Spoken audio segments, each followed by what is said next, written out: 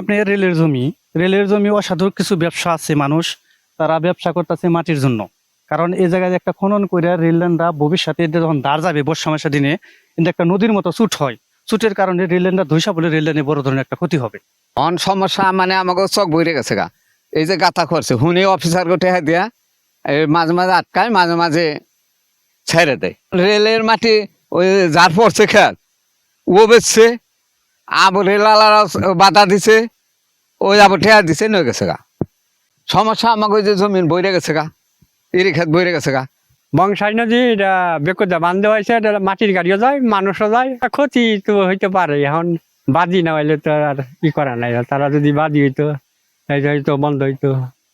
এই রাস্তাটা করছে আর 2 মাস আগে।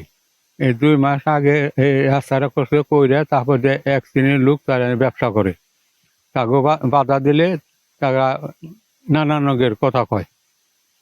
তারপরে ট্রেন রাস্তার মাটিগুলো নিছে, এই রাস্তা তারা সরকার আগে মাটি ফালিয়ে গেছে, সেই মাটিগুলো এখন তারা আর এক পার্টি বিক্রি করলো। বিক্রি করার পর তারপর তারা এই রেলের কর্তৃপক্ষ তারা কিছু লোক আইলো, তাকে তারা কিছু পাইলো, পেয়ে গেল, তারা আর বাধা দিল না, যেটা তোমার করোনা ফেললো তোমরা দেশকে। তাহলে এই যে একটা দেশের ক্ষতি, এটা আপনার আমার সবার তো সম্পদ। কাজে এখন আপনি একটু বিচার দিলে, এমন আপনি যদি কিনা এই শাসকে শোষণ করেন, তাহলে এই বিচার কাটতে দেবো। ফসলের জমি হ্যাঁ মধ্যে 12 ফুট করে করছে, এই গর্ত করছে, হ্যাঁ আর জীবনে হবে না, আবাদ হবে না। তাহলে এটা দেশের জন্য কত বড় সর্বনাশ।